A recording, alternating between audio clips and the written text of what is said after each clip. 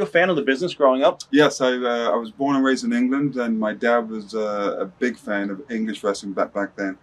And every Sunday afternoon, he would sit me in front of the TV, and him and I would drink beer at a young age of 8, and we would watch wrestling. Right. So basically, you knew you wanted to be a pro wrestler when you were younger? Yeah, or? it was one of those things where it was like a far-fetched childhood dream. Like most kids growing up wanted to be a baseball player or a fireman. I had those, distant dreams of possibly one day becoming a wrestler. Right. What was your athletic background? Played tennis, basketball, and table tennis, as we say in England, or ping pong here in the States. And I wasn't bad at them, but I always liked to be involved with more individual sports. And it wasn't until I moved to the States in 1981 that I got involved in lifting weights and amateur wrestling in high school. Did you go to college or anything? No, School of Hard Knocks. So, like, at what point did you say, "All right, I'm going to go ahead and venture into the pro wrestling business"? I was training. I used to bodybuild as a kid when I was 18, 19, and I was training in a gym.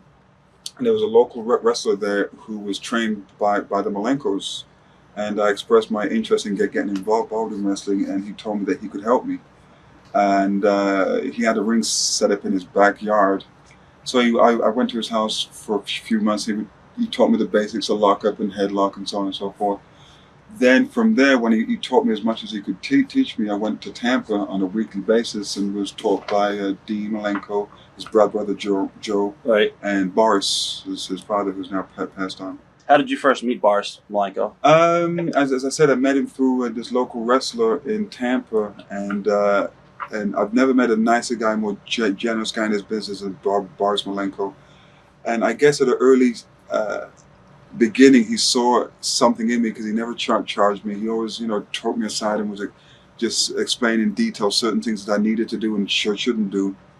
And I met him in the summer of '86, I believe. Right. And just a great guy, an angel. What was his training like? His training, well, basically at that time there was. See how popular these guys are? The phones are ringing, and it's a Sunday. Basically, he had two types of training. He had the training regimen that he geared towards, like the American wrestling, and he also had a training school where he would teach guys to go to Japan to wrestle in that submission style. So I was interested in both, and I was so much more interested in the submission style because it was just amazing to me, just like a doctor is able to cure a person, that a wrestler could actually break bones, and it was scientifically done. Like, the ultimate fighting that we see today, so many people consider it barbaric, but once you look at it in detail, I mean, it's a science. It really is a science. So I had a great interest in that. But the training for the professional end was, it was basic. You do your jogging and you do your squats and everything. But it wasn't until I got involved in the submission style that we really started doing the Hindu squats and the wheelbarrow walking and doing squats with guys across your shoulders. It was a total different world of training than what I was accustomed to at that point. Because up to that point, I was just basically lifting weights. Right. So it was something totally new to me. What was the biggest misconception you had going into the business? That I could learn to wrestle on Monday and be on TV by Friday. And as I've said before, the toughest thing to do in this business is what's actually done inside the ring. I mean, the easiest thing is to do what's physically done inside the ring. The hardest thing is to get the training, the proper training, to get the jobs to be paid, not to get screwed around, and to be led in the right direction. Now, since Boris was from the old school, did he ever test you early on, as far as, No, he wasn't that type of guy. You hear horror stories of paying your money up front, and then you got this 300-pound shooter who comes in and just knocks the shit out of you. Right. But Boris wasn't like that. He was a professional. He knew that you didn't have to be a badass in order to be a performer. So in that aspect, no, he never did anything like that. Where was your first pro match at? My first pro match was in West Palm Beach. I wrestled some guy called Wolfman Jack, and I knocked the shit out of him. Not on purpose. I was just so green, so nervous, and I'm just potatoing and everything. So Wolfman, if you're watching this tape, I'm sorry. What was the first territory that you started working for on a regular basis? Championship Wrestling from Florida. I started there at the end of '86, doing jobs, just going up there and just being petrified, sitting in a locker room.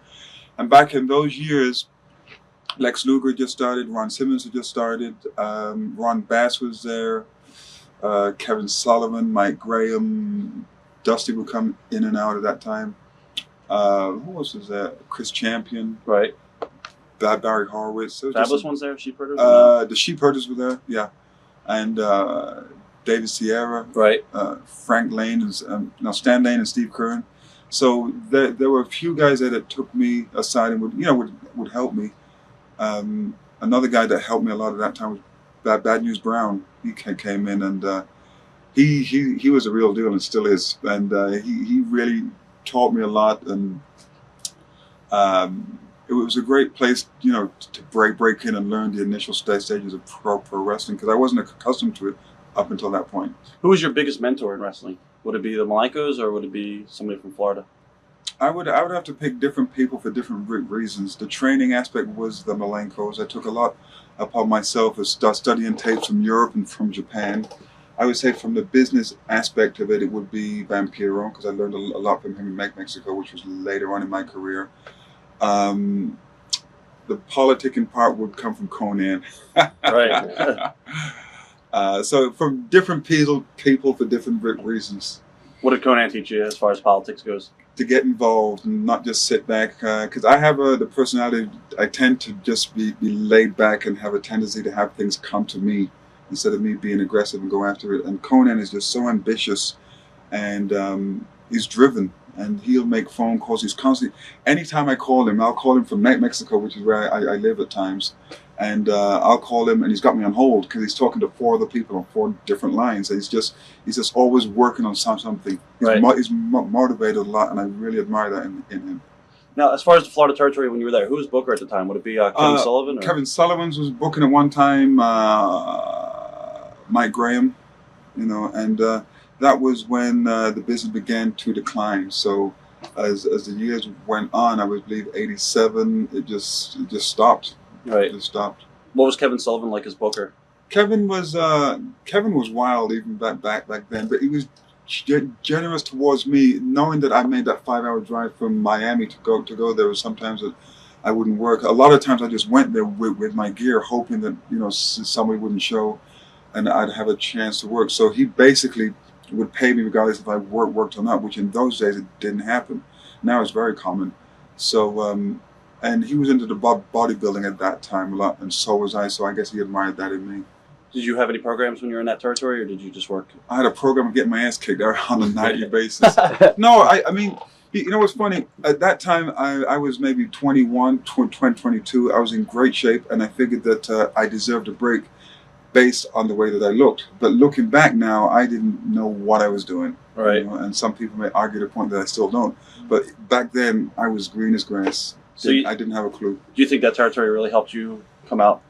Yeah, it was nice because I was at home. I had the chance to stay home, and you hear stories of guys who start out in the business and they go to the other side of the country, and they're there and they're starving, making no money, suffering, and 4 or 5 guys to a car on those long road trips where I didn't have to experience that. So right. I'm grateful for that aspect. Watch thousands of exclusive shoot interviews right now on TitleMatchNetwork.com.